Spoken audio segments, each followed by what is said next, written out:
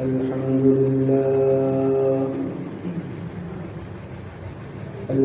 لله نحمده ونستعينه ونستغفره ونعوذ بالله من شرور أنفسنا ومن سيئات أعمالنا من يهده الله فلا مضل له ومن يضلله فلا هادي له ونشهد أن لا إله إلا الله وحده لا شريك له لا ضد له ولا ند له ولا مثل له ولا مثيل له ونشهد أن محمدا عبده ورسوله الذي أرسله الله تعالى بالحق بشيرا ونذيرا وداعيا إلى الله بإذنه وسراجا وقمرا منيرا اللهم صل على محمد وعلى آل محمد كما صليت على إبراهيم وعلى آل إبراهيم إنك حميد مجيد اللهم بارك على محمد وعلى آل محمد كما باركت على إبراهيم وعلى آل إبراهيم إنك حميد مجيد أما بعد فقد قال الله تعالى في قرآنه المجيد وفرقانه الحميد أعوذ بالله من الشيطان الرجيم بسم الله الرحمن الرحيم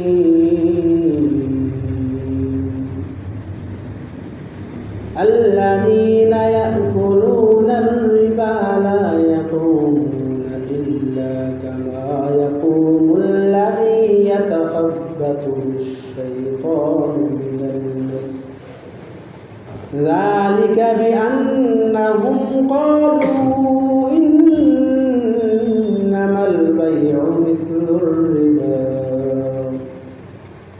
وأحل الله البيع وحرم الربا فمن جاءه موعظة من ربه فانتهى فله ما سلف وأمره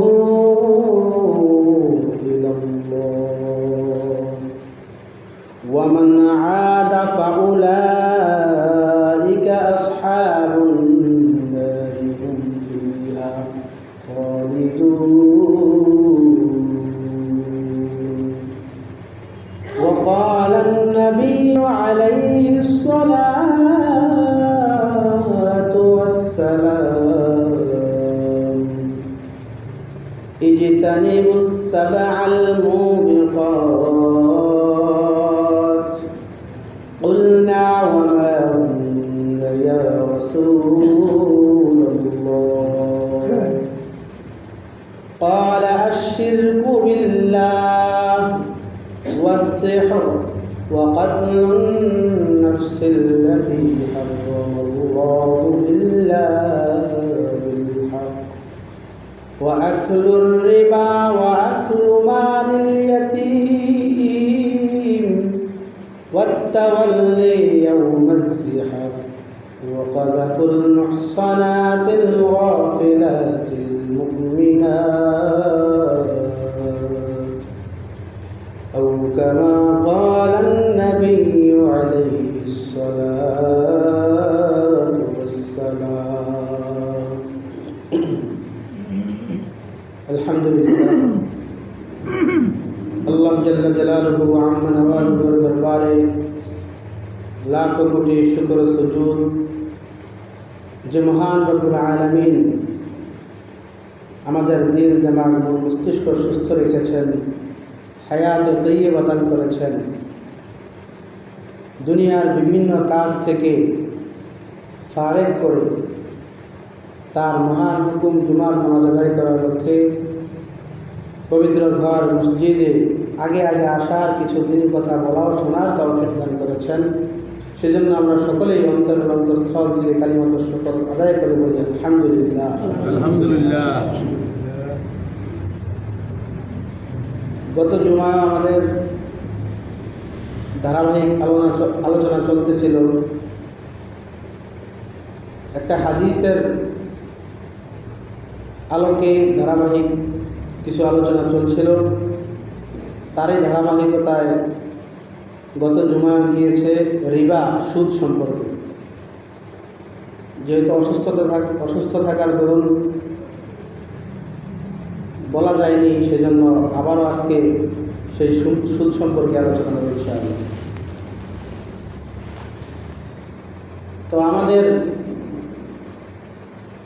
দেশে আমরা বিভিন্নভাবে অর্থের যোগান দিয়ে থাকি। আমরা নিজেদের সম্পদকে বৃদ্ধি করতে থাকি। তো আমরা সম্পদ বৃদ্ধি করার ক্ষেত্রে, উপার্জনের ক্ষেত্রে কোন জিনিসটা আমার জন্য হালাল, কোনটা আমার জন্য হারাম, কোন উপার্জন করলে আল্লাহ এবং আল্লাহর রাসূল সন্তুষ্ট হবেন, কোন উপার্জন করলে আল্লাহ এবং আল্লাহর রাসূল অসন্তুষ্ট হবেন, সেই বিষয়গুলো জানা প্রত্যেকটা মুমিনের উপর ফরজ। আল্লাহ রাসূল সাল্লাল্লাহু আলাইহি ওয়াসাল্লাম বলেন, তালাবুল ইলমি ফারিদাতুন আলা কুল্লি মুসলিম। তালাবুল ইলম, এখানে ইলম দ্বারা কোন ইলম বোঝানোর উদ্দেশ্য হয়েছে? ইলম দ্বারা উদ্দেশ্য যে সমস্ত ইলম না শিখলে ফারায়েজের যে ইলমগুলো আছে, আমার দৈনন্দিন ইবাদতের ক্ষেত্রে, আখলাকিয়াতের ক্ষেত্রে আমার যেই সমস্ত জিনিস জানা প্রয়োজন, ব্যবসায়ীদের জন্য ব্যবসার ক্ষেত্রে কোন নীতিতে সে ব্যবসা করবে, ওই বিষয়টা তার জন্য ফরজ। তো এই বিষয়গুলো ইলম তলব করা, প্রত্যেকটা বিষয়ের ইলম জানা থাকা, বিশেষ করে ইবাদতের ক্ষেত্রে, আমালে সালেহার ক্ষেত্রে, এই যেই আমলগুলো আমাদের করা দরকার, আমলটা কোন পর্যায়ে করব, কোনটা করলে হালাল হবে, কোনটা করলে হারাম হবে, সেই বিষয়গুলোর ইলম আমাদেরকে অবশ্যই জানতে হবে। তালাবুল ইলম দ্বারা উদ্দেশ্য আরেকটা হইতে পারে তালাবুল ইলমুল হালাল ওয়াল হারাম। হালাল এবং হারামের যে ইলম আছে, সেই ইলম আমাদেরকে জানতে হবে। তো বলতেছিলাম, আমরা আমাদের সম্পদ বৃদ্ধি করতে চাই, বিভিন্নভাবে আমরা উপার্জন করে থাকি। কেউ ব্যবসার মাধ্যমে উপার্জন করে, কেউ বিভিন্ন মাধ্যমে, বর্তমানে কত কত মাধ্যম তৈরি হয়ে গেছে ইনকামের, উপার্জনের। এই সবগুলো বিষয়ে আমাদেরকে জানা আছে আমরা কোন তরিকায় করতেছি, এটা কি হালাল তরিকা হচ্ছে না হারাম তরিকায় হচ্ছে, এটা জানা থাকা অতি গুরুত্বপূর্ণ। কারণ হইতে পারে আমার উপার্জনটা কোনো হারাম তরিকায় হইতেছে, যেটার কারণে আমি আল্লাহ তাআলা এবং আল্লাহ রাসূলের সন্তুষ্টি পাওয়ার পরিবর্তে আমি তাদের লানত অভিসম্পাতের মধ্যে পড়ে যাচ্ছি। যেমন বর্তমানের অবস্থা, বিভিন্ন জায়গায় বর্তমানে সুদের ছড়াছড়ি। কেউ ব্যক্তিগতভাবে সুদ খায়, কেউ আবার সাংগঠনিকভাবে সুদ খায়, কেউ আবার প্রাতিষ্ঠানিকভাবে সুদ খায়। সুদের বিভিন্ন মাধ্যম রয়েছে। তা আমরা যারা সুদের কারবারে লিপ্ত হয়ে গেছি, আমরা হয়তো মনে করতেছি যে আমরা আমাদের সম্পদকে বৃদ্ধি করতেছি, আমার টাকা ইনকাম হইতেছে, কিন্তু এই ইনকামটা কিভাবে হচ্ছে, এটা কি কোনো হালাল তরিকায় হইতেছে না কোনো হারাম তরিকায় হইতেছে, এই জিনিসটার খবর আমাদের নেই। অথচ এই সুদ সম্পর্কে আল্লাহ সুবহানাহু ওয়া তাআলা কোরআনুল হাকীমের মধ্যে অনেক আয়াত উল্লেখ করেছেন। রাসূল কারীম সাল্লাল্লাহু আলাইহি ওয়াসাল্লামের আহাদিসের মধ্যে অনেক হাদিস বর্ণিত আছে সুদ সম্পর্কে। এবার আসুন কোরআন ও হাদিস এই রিবা তথা সুদকে কি বলে। আল্লাহ তাআলা কোরআন হাকীমের মধ্যে বলেন, আল্লাযীনা ইয়াকুলুনার রিবা লা ইয়াকুমুনা ইল্লা কামা ইয়াকুমুল্লাযী ইয়াতাখাব্বাতুহুশ শাইতানু মিনাল মাস। আল্লাহ তাআলা বলেন, যারা সুদ খাবে, সুদ ভক্ষণ করবে, তাদেরকে কাল হাসরের ময়দানে ভূতে ধরা মানুষের মতো তাকে উঠানো হবে। দুনিয়াতে যে মানুষকে ভূতে ধরে তার অনেক কিছুই খবর থাকে না, কিন্তু সে যখন তাকে শাস্তি দেওয়া হয়, বেত্রাঘাত করা হয়, তখন কিন্তু সে ভয় পায়। তেমনিভাবে যে লোকটা সুদ ভক্ষণ করবে, সুদ খাবে, এই লোকটাকে ওই ভূতে ধরা ব্যক্তির মতো কাল হাসরের ময়দানে উঠানো হবে, কিন্তু সে অচেতন থাকবে না, বরং আল্লাহ তাআলার আযাব ও গজব, শাস্তি সে অবশ্যই ভোগ করবে এবং সেটার কারণে সে অনেক ভীত সন্ত্রস্ত থাকবে। তো এখানে এই আয়াত নাযিল হওয়ার কারণ, এই আয়াতের মধ্যে তো বলা হয়েছে রিবাকে হারাম ঘোষণা করা হয়েছে।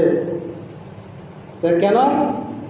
যালিকা বিআন্নাহুম ক্বালু ইন্নামাল বাইউ মিসলুর রিবা। কারণ কিছু কুফফার, কিছু কাফের সম্প্রদায় তারা মনে করত ব্যবসা এবং সুদ দুটোটা একই ধরনের। ব্যবসায় বিক্রির মাধ্যমে কিছু বেশি লাভ উপার্জন হয়, আবার সুদেও টাকা ঋণ দিলে, ধার দিলে তার বিনিময়ে কিছু উপার্জিত হয়। তাহলে তারা মনে করছে যে সুদ এবং ব্যবসা দুটোতে একই। ওয়া হাল্লাল্লাহুল বাই'a ওয়া হারামার রিবা। কিন্তু আল্লাহ তাআলা তো এখানে ব্যবসাকে হালাল করেছেন আর এই সুদকে হারাম করেছেন, সুস্পষ্ট কোরআনের আয়াত। এখানে যদি এই কোরআনে কারিমের এই আয়াতকে যদি কেউ অস্বীকার করে, সে অবশ্যই কাফের হয়ে যাবে। আল্লাহ তাআলার সরিহ বিধানগুলো, স্পষ্ট বিধানগুলোর যে নাকারত করবে, অপছন্দ করবে, যে এটাকে অস্বীকৃতি জানাবে, যে মানতে যাবে না, সে অবশ্যই কাফের হয়ে যাবে। আল্লাহ তাআলা কোরআনে কারিমের মধ্যে বলছেন, আহাল্লাল্লাহুল বাই'a ওয়া হারামার রিবা। আল্লাহ তাআলা ব্যবসা বাণিজ্যকে হালাল করেছেন আর এই সুদকে হারাম করেছেন।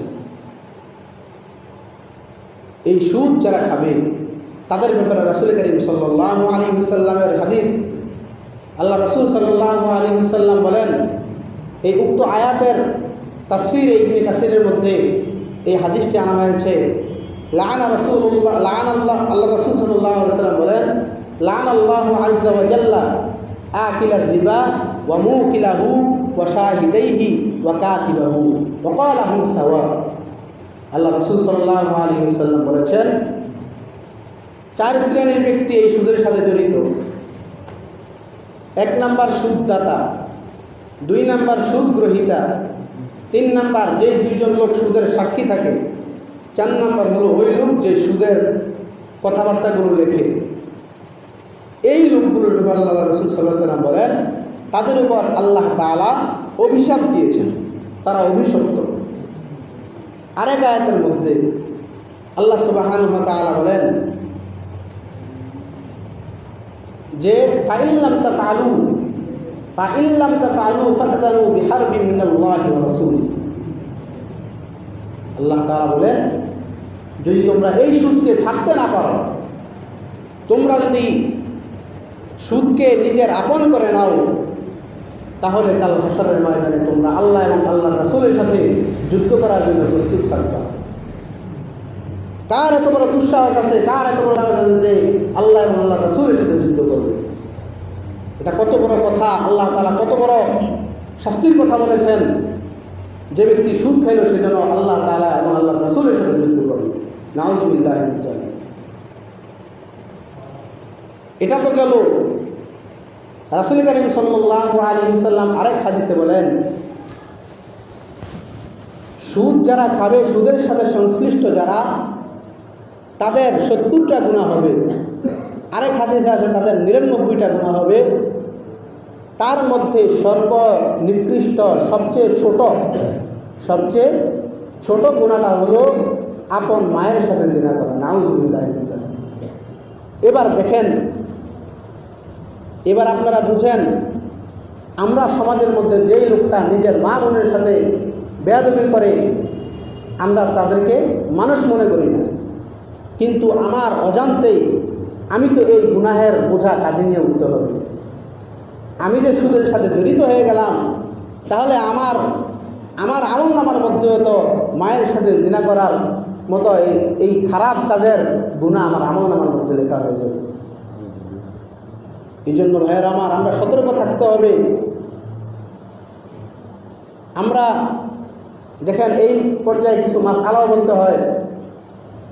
আমরা জমি বর্গা দিই, এটা তো ঠিক আছে, কিন্তু জমি আদান প্রদানের ক্ষেত্রে কিছু টাকার বিনিময়ে এক ভাই, তার কাছ থেকে আমি কিছু টাকা আনবো, বিনিময়ে তাকে আমার জমিটা দিই। এখন কথা হলো, এই যে আমরা তার থেকে করজ নিলাম, তার কাছে আমি জমি রাখলাম, এটা কি সহি তরিকা হইতেছে কিনা? এই বন্ধকি যে বিষয়টা, এটা কি সহি হইতেছে কিনা, এটা আমাদের জানা থাকা দরকার।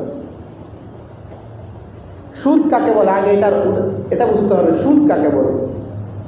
সুদ বলা হয় ঋণের বিনিময়ে অতিরিক্ত কোনো কিছু পাওয়াকে, অতিরিক্ত মুনাফা অর্জন করাকেই সুদ বলে। ঋণের বিনিময়ে অতিরিক্ত কিছু অর্জন করাকেই সুদ বলে। এবার দেখেন, আপনি তো এক ভাইকে করজ দিলেন, সে আপনার কাছে বন্ধকি জমি রাখছে, জমি বন্ধক রাখছে, কারণ পরবর্তীতে সময় হইলে আপনাকে আবার টাকা দিয়ে দিবে, আপনিও জমিন ছেড়ে দিবেন। এখন কথা হইল, বন্ধকি জমিন আপনি কি হিসেবে এটাকে ভোগ করবেন? এটার তরিকা কি? আপনি যে ভোগ করতেছেন এটার তরিকা কি? আপনি কি হিসেবে ভোগ করবেন? আপনি তো তাকে টাকা ঋণ দিয়েছেন, সে তো আবার টাকা দিয়ে দিবে। আর করজের মধ্যে যেটা বলা হইল ইয়ার মধ্যে, যে সংজ্ঞার মধ্যে, যে সুদ তো বলা হয় ঋণের বিনিময়ে অতিরিক্ত অর্থ দাবি করাকে বা অতিরিক্ত মুনাফা অর্জন করাকে। তাহলে আপনি যে একজনকে করজ দিলেন, তো এই করজের বিনিময়ে আপনি অতিরিক্ত কি তার জমিটা ভোগ করতেছেন, এটাই হলো সুদ। এখন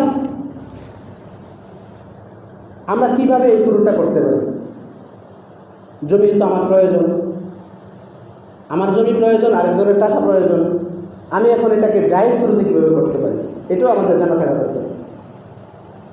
যেহেতু এই শুরুটা না জায়েজ, যেটা বললাম, এখন আমাদের জায়েজের শুরুতে তো বের করতে হবে। জায়েজ কীভাবে, এটাও জানা থাকতে হবে। হ্যাঁ, এটার 2টা স্রোত হইতে পারে। 1 নাম্বার স্রোত হলো যে তাদের মধ্যে ঋণের চুক্তি হবে ঋণের। দ্বিতীয় পর্যায়ে আরেকটা চুক্তি হবে, সেটা হবে ইজারা। তার থেকে আপনি জমি ভাড়া নেবেন, যে ভাই আপনার জমিটা তো আমার কাছে আপনি বন্ধক রাখছেন, এখন আমি এই জমিটা আপনার কাছ থেকে ভাড়া নিতে চাই, কিছু অর্থের বিনিময়ে আপনি ভাড়া নেবেন, এটা জায়েজ। আবার অনেকে এখানে হিলা বাহানা করতে চায়, কৌশল খাটাইতে চায়। সে বলে যে আমি তো তার কাছ থেকে তাকে টাকা দিলাম, এখন আমি তার জমি ভোগ করতেছি, পরবর্তীতে টাকা দেওয়ার সময় যখন মানে তার টাকা তাকে দিয়ে দেওয়া হবে তখন কি একটু কমিয়ে দেওয়া, মানে যেহেতু আমি জমি ভোগ করছি এখন তার কাছ থেকে টাকা নেওয়ার ক্ষেত্রে কিছু কম করে নেওয়া, 1000 1500 টাকা কমিয়ে নেওয়া, এটাও কোনো সুরত না। এখানে কোনো হিলা বাহানা চলবে না। চুক্তি করতে হবে দুইটা, একটা হলো আপনার ঋণের চুক্তি, দ্বিতীয় নাম্বার হলো তার থেকে ইজারার চুক্তি, একটা। আরেকটা সুরত হইল একেবারে জমি বিক্রি। জমি বিক্রি সুরত, যে আপনার কাছ থেকে আমি জমি কিনতেছি, এখানে চুক্তি একটা করলেই হবে, আপনার থেকে আমি জমি কিনতেছি এত টাকা, আপনি কি ব্যস্ত সম্মত? তখন যদি সম্মত হয় দুইজনে, তাহলে জমি এখানে বিক্রি ক্রয় বিক্রয় হবে। এখন আপনি ক্রয় বিক্রয় হয়ে গেলে আপনি তার জমি, এখন তো আপনার নিজের জমি হয়ে যাবে, আর নিজের জমিনে যেহেতু চাষাবাদ করা জায়েজ আছে, তাহলে কোনো সমস্যা নেই, এখানে আপনি নিজে চাষবাস করতে পারবেন। পরবর্তীতে যদি আপনি চান যে না আমি আমার জমিটা আবার মানে তার জমিটা আবার তারে ফিরিয়ে দিই, এখন এটার ক্ষেত্রে ওই লোককে জিজ্ঞাসা করবেন যে ভাই আপনি কি জমিটা কিনতে সম্মত আছেন? তো যদি বলে হ্যাঁ সম্মত আছি, তাহলে ঠিক আছে, আপনি আমার কাছে যত টাকায় বিক্রি করছেন আমি এত টাকা হইলে আপনাকে জমিটা আবার দিয়ে দেবো, অত টাকায় বিক্রি করে দেবো। তাহলে এখানে কি লাগলো না, অতিরিক্ত ভাড়ার টাকাও লাগলো না, সুরত জায়েজ সুরত হয়ে যাবে। একটার মধ্যে 2 চুক্তি আর একটার মধ্যে 1 চুক্তি। এই জন্য এই মাসালাগুলো আমাদের জানা থাকা দরকার। আমরা অনেকেই হারামের মধ্যে লিপ্ত হয়ে যেতেছি, নিজে এত কষ্ট করে মাথার ঘাম পায়ে ফেলে আমি যে চাষাবাদ করতেছি, এই যে আমি খাবারটা খাবো, এটা কি হালাল খাদ্য? আমি হারাম কামাই করতেছি, হারাম কামাই খাইয়া আমি কিভাবে দাবি করতে পারি যে আমি যখন আমার এই হারাম উপার্জন দিয়ে আমি আমার সন্তানকে খাওয়াইলাম, আমার সন্তানকে লালন পালন করলাম, তাদেরকে বড় করলাম, এখন বৃদ্ধ বয়সে আমি তাদেরকে ভালো সন্তান হিসেবে পাবো, এই গ্যারান্টি আপনি কীভাবে দেবেন? আপনি খাওয়াইছেন তো হারাম, তাদের রন্ধ্রে রন্ধ্রে প্রতিটা রক্তের ফোটায় ফোটায় তো সুদের এবং এই হারাম উপার্জনের খাবার তাদের ভিতরে আছে। এখন যার ভিতরে হারাম খাদ্য আছে, এই লোকটা থেকে আপনি ভালো আশা করবেন কীভাবে? যেই লোকটা আল্লাহ এবং আল্লাহ রাসূলের হাদিসকে অমান্য করলো, আল্লাহ এবং আল্লাহ রাসূলের কথাকে নির্দেশকে অমান্য করলো, আল্লাহ তাআলা বলছেন হারাম, রাসূল বলছেন হারাম, কিন্তু সে এটা করতেছে, তাহলে এই লোকটা তো সমাজের মধ্যে সবচেয়ে নিকৃষ্ট। আরও কি বলে শুনবেন, যারা সুদ খায় তারা এমন কথা বলে, যদি সুদের টাকা না পায়, যদি বলে ভাই আপনি ওই ঋণ গ্রহীতার লোক যদি বলে ভাই একটু কমে আনেন, আমার কাছে টাকা নাই, তখন সে জবাব দেয় যে আমি তো কবরে গেলে মাইকটা কম খাইতাম না, ওখানে তো আমার মায়ের ঠিক দিব, পুরাটাই দিব, তাহলে এখন টাকা কম নিব কেন? নাউজুবিল্লাহ।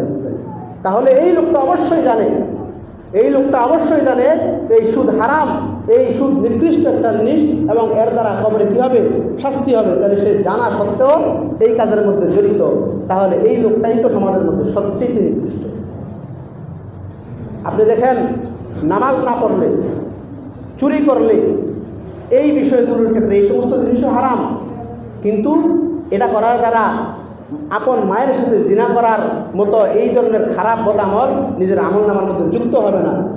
যেমনটা এই সুদ খাইলে, সুদের সাথে জড়িত থাকলে নিজের মায়ের সাথে জিনা করার মতো এই খারাপ বদামল তার আমল নামার মধ্যে জমা হবে। নাউজুবিল্লাহ। এই জন্য ভাইয়েরা আমাদেরকে অবশ্যই সতর্ক থাকতে হবে, আমার কোনো একটা উপার্জন যাতে হারাম পন্থায় না হয়। যেহেতু এখানে হালাল সুরত আছে, আমার কোনো ক্ষতি নাই, হালাল সুরত আছে, তাহলে আমি হালালটা গ্রহণ করি, হারামটা কেন নেব? আল্লাহ রসুল সাল্লাল্লাহু আলাইহি ওয়াসাল্লাম বলেন, এই সুদখোরদের কি শাস্তি হবে আখিরাতে? আল্লাহ রসুল সাল্লাল্লাহু আলাইহি ওয়াসাল্লাম যখন মেরাজে যান, তখন একটা নদীর পাশ দিয়ে অতিক্রম করতেছিলেন, দেখলেন যে সেখানে নদীটা রক্তের নদী, নদীর মাঝখানে একজন লোক দাঁড়ায় আছে আর নদীর কিনারার মধ্যে আরেকজন। এটাও এই যে আমি আয়াত পড়লাম, এই আয়াতের ব্যাখ্যায় তাফসীর ইবনে কাসিরের মধ্যে এই হাদিসটা বানা হয়েছে। রাসূল করিম সাল্লাল্লাহু আলাইহি ওয়াসাল্লামের মেরাজের ঘটনায় এই কথাটা উল্লেখ করা হয়েছে যে আরেকটা লোক আছে নদীর কিনারায়, তার সামনে অনেক বড় বড় পাথর। তো ওই নদীর মাঝখানে থাকা লোকটা যখন এই পারে উঠার চেষ্টা করে, কিনারে ওঠার চেষ্টা করে, তাহলে এই কিনারায় থাকা যে লোকটা, ওই লোকটা বড় বড় পাথর দিয়ে তাকে তার মাথার মধ্যে আঘাত করে, আর সে ছিটকে আবার সে আগের জায়গায় পৌঁছে যায়, আর পাথরটা উঠে তার কাছে আবার জমা হয়ে যায়। তখন রাসূল করিম সাল্লাল্লাহু আলাইহি ওয়াসাল্লাম এত ভয়াবহ চিত্র দেখে হযরত জিবরাইল আলাইহিস সালামকে জিজ্ঞাসা করলেন, মান হাউলা ইয়া জিবরিল, হে জিবরাইল, এই লোকগুলো কারা? এমন কঠিন শাস্তির মধ্যে, আযাবের মধ্যে যারা গ্রেফতার হয়েছে তারা কারা? তখন হযরত জিবরাইল আলাইহিস সালাম বলেন, হুম আকালাতুল রিবা, তারা হলো ওই সমস্ত লোক যারা দুনিয়াতে সুদ খাইছে। আমরা সুদ দিয়া নিজেদেরকে বাহাদুর মনে করি, সমাজ সেবক মনে করি যে আমি সমাজ সেবা করতেছি। আরে সমাজ সেবা তো সেটাকে বলবে যেটার মধ্যে নিজের কোনো স্বার্থ নাই, নিঃস্বার্থভাবে যেটা করা হয় সেটা হলো সমাজ সেবা। আর আপনি সমাজ সেবার নামে একটা গরিবের রক্ত চুষে খাইতেছেন, এটাও আপনার যদি সমাজ সেবা হয়, তাহলে সমাজ সেবার মানে কি? সমাজ সেবার অর্থ কি? আপনার এই সামান্য সমাজ সেবার মাধ্যমে যদি একটা গরিব লোকের রক্ত চুষে খেতে হয় আপনাকে, তাহলে সমাজ সেবা কার অর্থ? এই জন্য আমাদের মধ্যে আমরা অনেকেই না জেনে না বুঝে যদি আমরা এগুলো করে থাকি, তাহলে এখনও আমরা তওবা করতে পারি। আল্লাহ তাআলার দরবারে আমরা কায়মনোবাক্যে দোয়া করব, 2 রাকাত নামাজ পড়ে আল্লাহ তাআলার দরবারে তওবা করে হাত তুলে কান্নাকাটি করব, আল্লাহ জীবনে অনেক গুনাহ করে ফেলেছি, এই সুদের মতো জঘন্যতম অপরাধ আমি করে ফেলেছি, আল্লাহ তোমার কাছে ক্ষমা চাইতেছি, তুমি আমাকে ক্ষমা করো। আল্লাহ রাসূল বলেন, আত্তাইবু মিনাজ যামবি কামান লা যামবা লাহু, যে ব্যক্তি তওবা করে ওই ব্যক্তি এমন নিষ্পাপ হয়ে যায় যেন সে কোনো গুনাহই করে না। সুবহানাল্লাহ। এই জন্য আমরা তওবা করতে রাজি আছি তো ভাই? এখন হইতে পারে এমন অনেকের টাকা হয়তো সুদে আছে এখনো, এটা কি করা? আল্লাহ তাআলা কোরআনে কারীমের মধ্যে এটার সলিউশন দিয়েছেন, ওয়াদারু মা বাকিয়া মিনার রিবা, ওয়াদারু মা বাকিয়া মিনার রিবা, তোমার সুদের অর্থ যদি এখনো থেকে থাকে তাহলে তুমি ওয়াদারু, তা ছেড়ে দাও, মাফ করে দাও। স্বয়ং রাসূল করিম সাল্লাল্লাহু আলাইহি ওয়াসাল্লাম নিজে হযরত আব্বাস রাদিয়াল্লাহু তাআলা আনহু, রাসূল করিম সাল্লাল্লাহু আলাইহি ওয়াসাল্লামের আপন চাচা, এই চাচারও সুদের কিছু টাকা ছিল এক জায়গায়। তখন হযরত রাসূল করিম সাল্লাল্লাহু আলাইহি ওয়াসাল্লাম এই সুদের টাকাটাকে মওকুফ করে দিয়েছেন। সর্বপ্রথম হযরতে আব্বাস রাদিয়াল্লাহু তাআলা আনহুর সুদের টাকাগুলোকে বাদ দিয়ে দিয়েছেন, অর্থাৎ এখন থেকে আর যাদের সুদ রয়ে গেছে, এই আয়াত নাজিল হওয়ার পরে যাদের সুদ এখনও রয়ে গেছে এগুলো তোমরা মাফ করে দাও। কারণ জাহিলিয়াতে এটা ছিল, এখন ইসলাম আসার পরে এগুলো আল্লাহ তাআলা নিষেধ করে দিয়েছেন, হারাম করে দিয়েছেন। তাহলে যাদের টাকা এখনও আছে এটা তোমরা ছেড়ে দাও, কিন্তু মূল টাকা যেটা এটা তুমি নিয়ে নাও, এটা তো সমস্যা নেই। তো ভাই আমাদের অবস্থাটা এমন হয়ে গেছে যে আমরা নিজের হালাল টাকাটাকে পর্যন্ত নাপাক বানিয়ে ফেলতেছি, হারাম বানিয়ে ফেলতেছি। আপনারা তো সবাই জানেন, 1 মটকা দুধের মধ্যে যদি একটু চনা পড়ে, নাপাক পড়ে, তাহলে পুরোটা দুধ কী হয়ে যাবে? নষ্ট হয়ে যাবে। তাহলে আমি আমার 1 কোটি টাকার মধ্যে যদি আমি 1 লাখ টাকার সুদ রাখি, আমার টাকাগুলো নষ্ট হয়ে যাবে না? এই জন্য ভাইয়েরা আমার, আমরা সকলে সুদকে না বলি, এই সমাজ থেকে সুদকে যদি আমরা পরিহার করতে পারি তাহলে এই সমাজের মধ্যে শান্তি শৃঙ্খলা ইনশাল্লাহ থাকবে, টিকে থাকবে। আর যদি আমরা সুদ খাই তাহলে আমাদের সন্তানগুলো হবে বেহায়া, আমাদের সন্তানগুলো আমাদের দিকে তাকাবে না, কারণ আমি তাকে সুদ দ্বারা লালিত পালিত করেছি। আল্লাহ রাসূল সাল্লাল্লাহু আলাইহি ওয়াসাল্লাম বলছেন, লা ইয়াদখুলুল জান্নাতা জাসাদুন গুদিয়া বিল হারাম, যেই শরীরটা, যেই দেহটা হারাম উপার্জনের মাধ্যমে, হারাম খাবারের মাধ্যমে বর্ধিত হয়েছে, যে লালিত পালিত হয়েছে, এই শরীর কখনো জান্নাতে যাবে না। নাউযুবিল্লাহ। এই জন্য আমরা সকলেই সুদ থেকে বেঁচে থাকবো তো ইনশাআল্লাহ। আল্লাহ তাআলা আমাদের সকলকে কবুল করেন এবং এই সমস্ত মন্দ কাজ পরিহার করার তৌফিক দান করেন। ওয়া আখিরু দাওয়ানা।